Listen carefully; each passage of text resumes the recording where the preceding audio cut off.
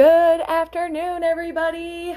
I am so excited to be here. I decided to switch it up a bit. You also get fresh out the shower, Abigail, and you are getting, I'm wearing my shirt from my friend Aziz Kafel's line, Levy, and he is someone who I've interviewed on this hair is wild, but here we go. So Aziz I met Aziz 2 years ago now, and he told me he was going to have a clothing brand, and now he does, and I said, you have to send me the Inspire shirt, so here we are. And I am here to inspire you today to stop humbly deflecting compliments, stop humbly deflecting your greatness, stop humbly deflecting your expertise, okay?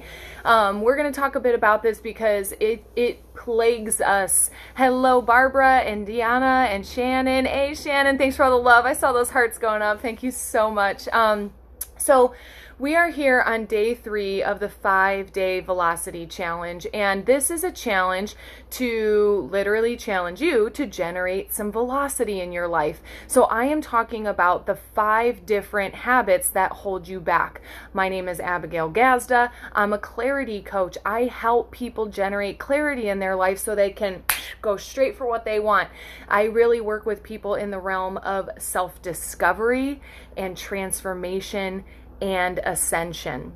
All right. Hey, Susan and John and Kyle, thanks for being here, everybody. I'm so excited to be talking about this topic because this is one that I've done my whole life, and I stopped doing it, and it caused the most, it's caused the most velocity. It's caused my biggest breakdowns and my biggest breakthrough. So I'm really, really passionate about today's topic, which is humbly deflecting. So I mentioned that I'm a clarity coach. I help people get clear about who they are and then unleashing who they are, discovering their authentic superpower and unleashing it and using it to generate the life that you want. And I'm also an emotional intelligence expert, meaning I help you understand what the hell is going on within you.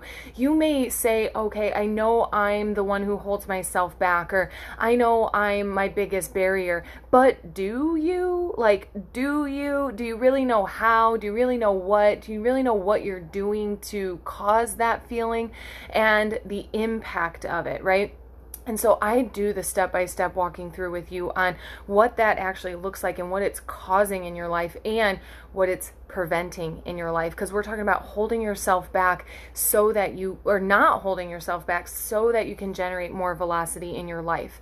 And the program that I'm promoting right now is my velocity program. And the reason I'm promoting it right now is because it's going to increase in price at the end of July from a 5-week $1,500 program to a 6-week $2,500 program. Now, this is the most perfect example I could ever come up with for today's topic, humbly deflecting, is I've been a coach for three and a half years now, and I spent the first 2 full years charging a very low rate and we were taught how to charge, we were taught what to charge, told what we can start charging, and I was like, okay, well, I'll give it away and I'll charge half, and I'll if I think they have money or if I think they can afford it, or if they don't challenge me on the price, then I will give them the full rate or whatever. It took me so long to build this up and to be able to sit in front of you and say, yeah, I have a $2,500 program. Guys, I have a $10,000 program. And that was not something that I could say in January or the end of December. And so I have gone through a lot of my own growth, giving up this humbly deflecting, oh, no, thank you. Like I said in the promotion for today, you guys, William, what's up, Daddy-o? Hi, Michelle and Taylor and Patrick, Sullivan, I see you on there, Mindy, Jill, thanks for being here. Hi, Andrew and Jonathan, what's up? Kyle, John, Susan. Oh, we are cranking today. Welcome. So glad to have you guys on here. So humbly deflecting, it's like when you're in the team meeting and the boss gives you like the atta girl, atta guy, and you just turn beet red, or you want to crawl under a rock and hide and oh, well, I couldn't have done it without my blah, blah, blah. That's great and wonderful. Giving credit where credit is due is wonderful. But consider that you deserve some credit too. And I love in the book, The Big Leap, I'm reading it right now, and it's just rocking, so it's top of mind. He says the best place, Dad, you're going to love this one, the best place to watch humble deflection is on the golf course. So someone has a really good hit, and the immediate answer, like you may land it right on the green, and someone goes, oh yeah, great hit, good job, and they go, oh, every dog catches a bone sometimes, or every dog has his day, or you get one shot in 100, and it's like, no, just let that be good. You don't have to justify it, you don't have to yada yada. Or if you do a great job at work, you're allowed to just do a great job and be noticed for it and be acknowledged for it. And in the world of entrepreneurship, that can be really freaking scary, you guys. If you're someone who you want to write a book and it's a passion of yours and you want to do that, you got to be willing to share your story and not be so humble. You got to be willing to acknowledge yourself. And I ask my clients for, at the end of every single call, what would you love to be acknowledged for? And they get so squirrely, so squirrely in the end. They're like, oh, I don't know, just for showing up, just for being here. And it's like, no, who are you being in the world? What are you doing? You're on this call, you're in this program, you're doing this challenge because you want to grow, because deep down, you know that you're great. You know it. And you want someone else to acknowledge it. That's where it gets really squirrely. You want someone else to acknowledge how great you are, but then it gets awkward or it feels weird or whatever. So we deflect compliments, we deflect people gifting us things or compensating us. That was a big struggle of mine. I felt so greedy when I wanted to charge my real rates, like a price that was aligned for me, right? And I've had this velocity program structured for, I want to say 8 months or so. And so I've had this velocity program structured, and I've had multiple clients in it, and I've seen the results that they've produced. Them paying me $1,500 has produced them $9,000 and $10,000 and $12,000. And I'm like, of course I could charge that much for it. And so you can charge as much as it's aligned for you in your business. You want to write a book. When I was trying to price my book, I said, man, $30 is too much. People aren't going to pay that for a book. I'll do 10. And then when I had to think about it, I love you so much, Teresa. You have helped me too. And you guys, we had a podcast interview today that comes out here in a couple weeks. Next week after, stay tuned, because she is on a big mission too. And she is also someone who's been working through her worth. You guys, being able to charge your worth, being able to go to a job and say, yeah, I'd like to be making this much, and then saying no thank you if they don't meet you on your offer. In fact, Amber Worth also shared a really great quote today, was, don't mistake what you've been offered for what you're worth. I love that. I think it's so great, because same thing in dating and relationships, right? Like, just because someone else tries to decide your value and will treat you less than, it has nothing to do with what you're worth. You're the one who has to decide what you're worth, and you have to stop deflecting like you're humble or meek, or like it makes you a better or worse person to know your worth.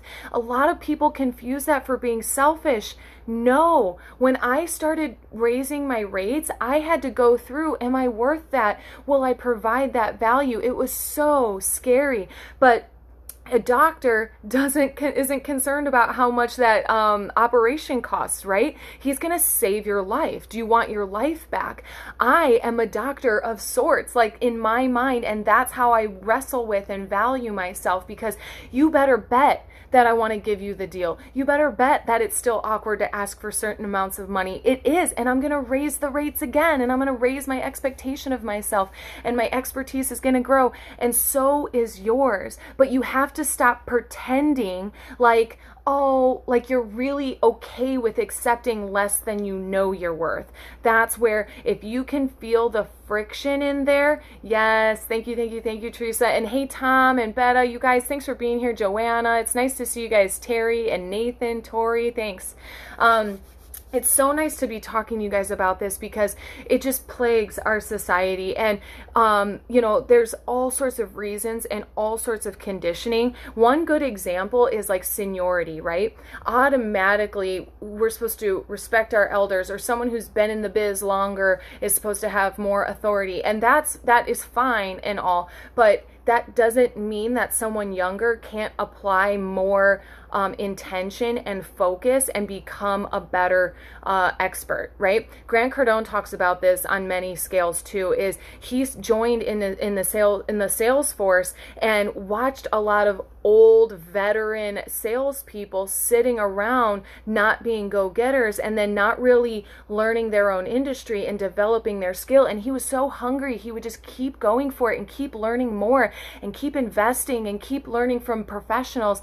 And he blew his worth up and his net value and went after what he wanted. And you have to be willing to go for what you want. And sometimes that will confront you because it confronts all the conditioning and the way that you've been raised, is that if you are a go-getter, or if you know your worth, or if you're willing to tell people your worth, that you're selfish or conceited or too much of anything. That's not the case. And you have to know your worth, because then beyond knowing your worth, you're able to set up boundaries and expectations. You have to be able to do that, especially to run a business. You don't think I want to give every person that calls me a deal and then I'm wondering how to pay my bills at the end of the month. I've had those months. I have those months, you guys. And it's also just as scary to grow and then raise your rates and say, gee, I hope someone buys at that rate. Or raising your expectations with dating. It's the same example. It can really go in a bunch of different directions. I know that you know that. But if you raise your expectations and standards with dating, a lot of people fear the next fear behind Humbly Deflecting, when you start to get over that, because here's the like rock bottom of Humbly Deflecting. You feel tired, exhausted, used, abused, and then you get resentful. You start keeping score of everybody. It's garbage. It's not a good feeling, and you're the one who has to live with that, not them. They turn you down and move on with their life and find the next one. I love quotes. I'm full of quotes, but like, I love inspiring people to own their worth, because what's like a quote is that predators stay where the prey is, right? If you are no longer prey, if you raise your value and you up level in life and you make it to the next plateau, the prey, there might be a new kind of prey there, let me tell you that much, but you're going to keep growing in your worth. And so the predators stay where the prey is. And so if you're upping your value, you're going to continue to do that. And you're the one who says so. You're the one who accepts it or doesn't accept it. But if you know that you're accepting less than you know your worth, you're going to start having negative conversations with yourself, doubting yourself, going backwards, lowering your rates again, compromising your promises that you made to yourself, which again spirals into a bunch of negative self-talk. So I'm here to call out that pattern and tell you to stop it, boo. Stop it. You are worth so much more. You are worth all the value, and it starts with you. So I'm going to say it, what I've said every day this week is no one can generate velocity for you. You must create it from within, right? So many people will come to me and say, I want to work with you. I say the rates and they're like, oh, that's pretty expensive. And I want to give you an idea, a concept. Accessibility does not equal affordability, right? Just because you see me here on Facebook, just because you can tune into my free podcast, just because you can, I can pick up the phone and call you right now, doesn't mean that my value isn't there, right? Accessibility doesn't equal affordability. I pride myself on being accessible to my audience, to be accessible to my friends, followers, and fans and family, right? That's what I do. Now, I love sharing these examples because it really goes to show, like, just because someone can pick the phone up and call you doesn't mean you have the time to talk, right?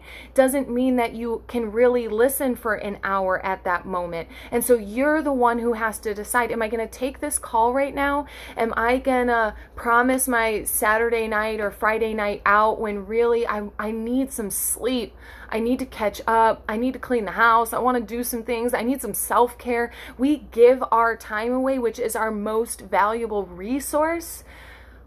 Because when we give our time away, we also give away all of our ability to restore ourselves, right? If we've got a power leak going on, then it's just going to continue to leak, and that leaks our creativity. It leaks our possibility because we're not focused on what we want to be focused on. We're super, super distracted.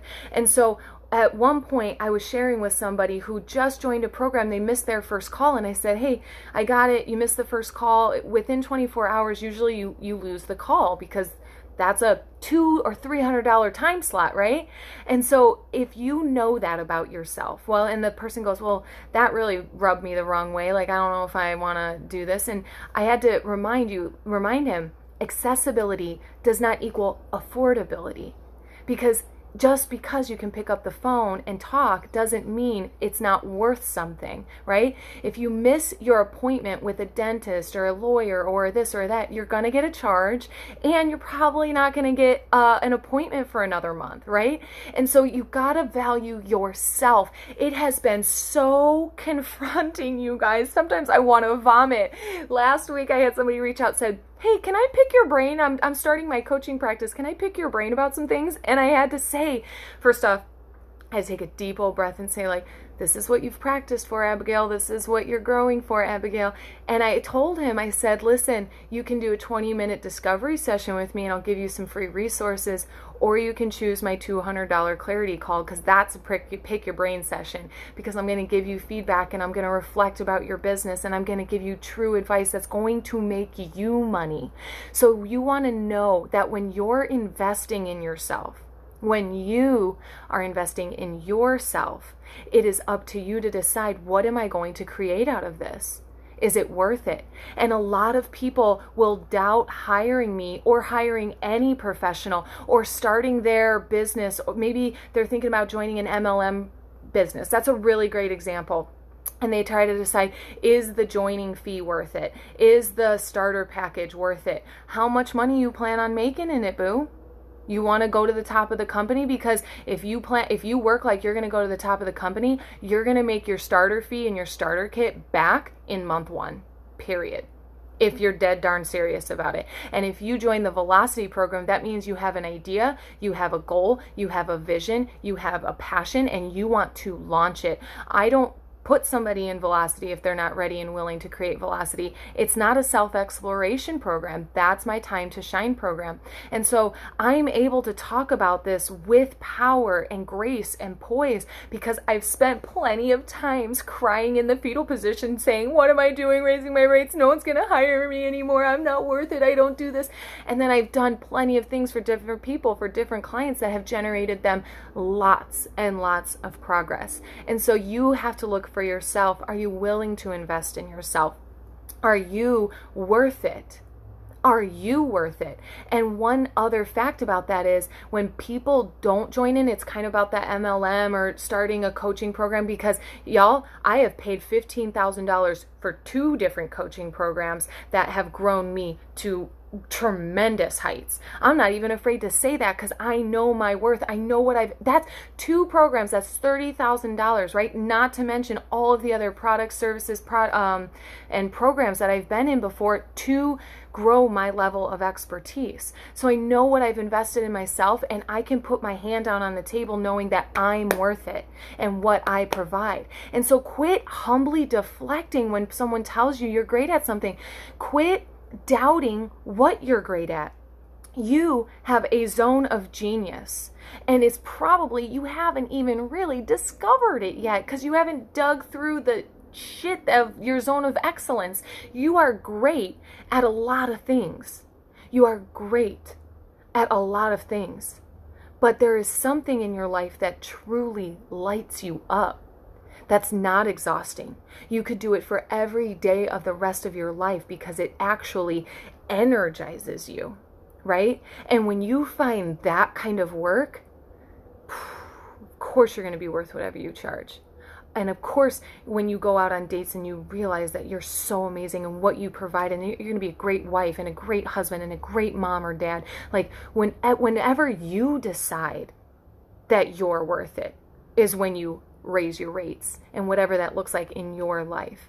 And so quit humbly deflecting. It ain't cute. It ain't honorable. I used to do this in basketball or in school. I would try to achieve. And I know a lot of people do this because a lot of people have reached out after reading my book. I used to put all my worth in achievements and titles, and it got old. It didn't work. It didn't pay my bills. It didn't make me feel better here when I put my head on the pillow at night.